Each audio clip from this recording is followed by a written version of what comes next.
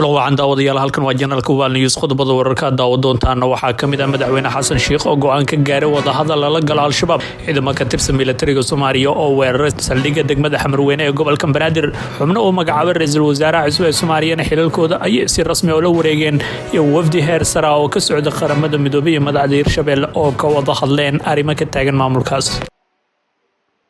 qodobada maqasheen waxay ahaayeen kuwii ugu door corona warka janalka Wal News fadlan daawada nagu cusubta nagu soo biro oo kamid noqon saaxiibada helo wararka joogtada ah aan ku baahina halkan aragtidiina halka oo noogu reeba muuqaalkana la sii wadaaga asxaabtiina laagtiina waa inuu muhiim haatan ku soo dhawaada qodobada maqasheen oo faahfaahsan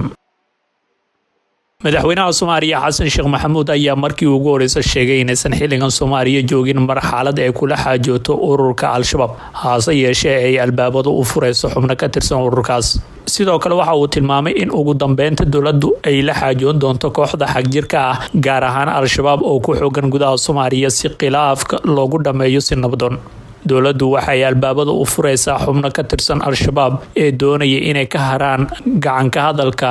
iyo fikirka xagjirka ayuu yiri madaxweynaha Soomaaliya ayaana sidoo kale waxa uu sheegay in dawladdu ay doonayso inay saddex siyaabood ku wajahdo al-shabaab kuwaas oo kala ah mid military mid fikir iyo mid dhaqaalaba waxa kale oo uu sheegay in mudnaanta koowaad ay tahay amniga isagoo tilmaamay in dawladdu doonayso inay hirgeliso dib u heshiisiin bulsho iyo mid siyaasadeed oo ay ku jirto dastuur midaysan iyo dhismaha hay'adda dawliga madaxweynaha ayaa hore u ballan qaaday inuu ka adkaan doono kooxda al-shabaab oo uu sheegay inay dib ugu xoogeysatay dalka 5 sano ee uu maamulayay Maxamed Cabdullaahi Farmaajo intii uu Farmaajo madaxweynaha ka ahaa al-shabaab ayaa la rumaysan yahay inay si weyn ugu dhaxmilmeen hay'adaha dawliga gaar ahaan kuwa amniga iyadoo kooxduna hadda maamusho dhul baaxad leh waxayna canshuur ka qaadaan inta badan ganacsatada dalka gaar ahaan kuwa Muqdisho oo dakhliga ugu badani uu kooxdaasi ka soo galo madaxweyne Xasan Sheikh waxa uu sheegay in al-shabaab ay maanta ururiso canshuur ka badan tan dawladda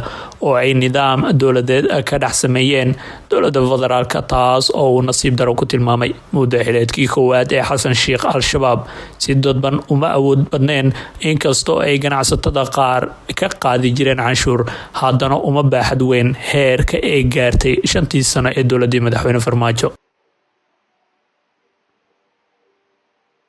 geesta kalena ciidamada ka tirsan militariga Soomaaliya ayaa weeraray saldhigga degmada Xamarweyne ee gobolka Banaadir wararkaanu ka heleyna degmada Xamarweyne ee gobolka Banaadir ayaa tilmaamaya in ciidamada hubeysan oo ka tirsan militariga Soomaaliya ay weerar ku qaadeen saldhiggaasi israasaaseen kooban ayaa la sheegay inay dhaxmartay ilaalada saldhigga degmada Xamarweyne iyo raggii hubeysnaa ay soo weeraray ciidankan oo la xaqiijiyay inay ka tirsan militariga Soomaaliya ayaa hoostaga sargaal lagu magacaabo Sanay waa sida ay tilmaameen ila ku dhow saraakiisha laamaha ammaanka ee degmada Xamarweyne waxayna tilmaameen in ujeedka raggani ay ahayd inay meesha ka kaxeystaan xubno qaabur cadnimo ah loo soo xiray isla markaasna laga soo qabtay qayb ka mid ah magaalada Muqdisho iyo degmada Xamarweyne kuwa oo shacabka dhac u geysanayeen lama oga in ciidankan ay u suura gashay inay si xoog leh wala baxaan raggaasi lagu xiray saldhigga degmada Xamarweyne hase yeeshee waxaa la sheegay rasaasta ay adeegsadeen inay jirto khasaarooyin ka dhashay maamulka degmada Xamarweyne iyo taliska ciidanka booliska degmadaas wali faahfaahin kama bixin arrinkan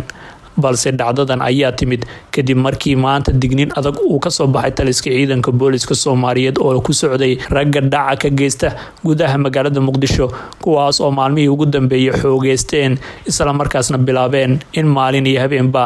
dhac bareer ay u geystaan shacabka taa oo ay jirto waxa ugu daranba inay qaarkood rasaas ku furayaan dadka ay dhaca u geysanayaan waxayna taas keentay in dad badani ee bilaa sabab u dhintaan qaarkoodna isbitaal u jiifaan xubno uu magacaabay ra'iisul wasaaraha cusubna maanta si rasmi ah ayay ula wareegeen xilalkooda xogayaha joogtada ee xafiiska ra'iisul wasaaraha xukuumadda Soomaaliya mudane Maxamed Abuukar Zubeer ayaa xilka kala wareegay xogayihii hore ee xafiiska ra'iisul wasaaraha mudane Maxamed Ibraahim Nuur kadib munaasabad ka dhacday xafiiska ra'iisul wasaaraha oo uu goobjoog ka ahaa wasiiru dowlaha xafiiska mudane Cabdixakiin Ashkir xogayihii hore ee xafiiska ra'iisul wasaaraha Soomaaliya mudane Maxamed Ibraahim Nuur ayaa ku wareejiyay xogayaha cusub feelal ay ku qoran yihiin hantida maguurtada shaqaalaha iyo hanaanka shaqo ee xafiiska isagoona alla ugu rajeeyay inuu xilkaasi culus ee loo dhiibto uu fududeeyo dhankiisa xogayaha cusub ee xafiiska ra-iisul wasaaraha mudane maxamed abuukar subeer ayaa soo bandhigay qorshayaal ku aadan horumarinta howlaha mudnaanta u leh isagoona ka codsaday dhammaan shaqaalaha iyo howlwadeenada xafiiska in lala shaqeeyo. dhankiisa la taliyaha amniga xafiiska ra-iisul wasaaraha kamaal daahir xasan guutaale ayaa isaguna si rasmi ah xilka xafiiska amniga ra-iisul wasaaraha ula wareegay. munaasabadani oo ka dhaceen xarunta ay ku shaqeyso xukuumadda Soomaaliya ayaa timid kadib markii dhowaan ra-iisul wasaaraha cusub ee Soomaaliya Xamse Cabdi Barre uu sameeyay magacaabis dhowr xilal ah kuwaas oo quseeyeen boosaska agaasimayaal iyo la taliyaal ra-iisul wasaaraha cusub uu yeelanayo. waxaana la filayaa sidoo kale in ra-iisul wasaaraha cusub Xamse Cabdi Barre uu ku dhawaaqo golihiisa wasiirada, inkastoo qorshaha ugu weyn ee ku dhawaaqista xubnahaasi la sheegay inay tahay kadib soo laabashada madaxweyne xasan sheikh oo safar ugu maqan dalka Turkiga. waa hagaage iminkana waxaanu eegaynaa wafdi sare oo ka socday qaramada midoobay iyo madaxda Hirshabelle ayaa ka wada hadleen arrimo ka taagan maamulkaas. ku-xigeenka ergeyga gaarka ah ee qaramada midoobay u qaabilsan dalka Soomaaliya oo booqasho ku tagtay caasimada dowlad goboleedka Hirshabelle ayaa la kulantay madaxweynaha dowlad goboleedka Hirshabelle mudane Cali Cabdullaahi Xuseen Guudlaawe. wafdiga madaxweynaha uu qaabilay ee horkacisay haweeneyda ku-xigeenka ah ayaa waxaa ka mid ahaa wakiilka hay-adda VAW, wakiilka qaramada midoobay u qaabilsan haweenka iyo madaxa xafiiska ANZOM ee Hirshabelle. kulankan ayaa waxa uu ahaa isxog wareysi ku saabsan arrimaha bini'aadanimada, amni iyo arrimaha horumarineed ee deegaanada dowlad goboleedka Hirshabelle. madaxweynaha ayaana si gaar ah ula hadlay ku-xigeenka ergeyga gaarka ee qaramada midoobay u qaabilsan Soomaaliya si looga jawaabi lahaa xaaladaha adag ee ka dhashay abaaraha baasan ee sababay biyo la-aanta, cunto la-aan, barakac iyo dhimasho ku timid dadka iyo xoolahaba. waxaa sidoo kale wafdigani gaaray Jowhar ee kulamo gooni la yeesheen qaar ka mid ah wasaaradaha maamulka Hirshabelle. inta badan kulamadan ayaana salka ku hayay arrimaha bini'aadanimo ee ka jira deegaanada maamulka Hirshabelle,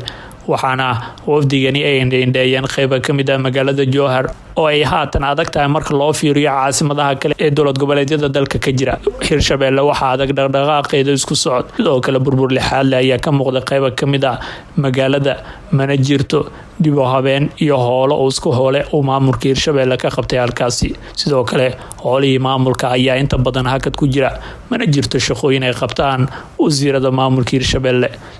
waxaana arrimahan oo idin loo aaneynayaa xaalada cakiran ee isqa qabsiga ee la degay maamulkaas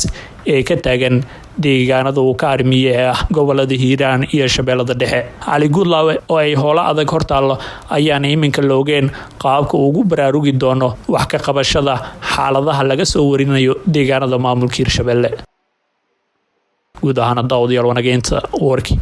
waad kala socoteen Ubaal News. fadlan daawada haddana nagu cusub tahay nagu soo biro ka mid noqo saaxiibadeela wararka joogtada aan u baahino. aragtidiina halka hoose noogu reeba, muuqaalkana sii share gareeya, lagtiinana waa inoo dhiiragelin. waana ku mahadsantihiin daawashada iyo la socodka warka janalka Ubaal News.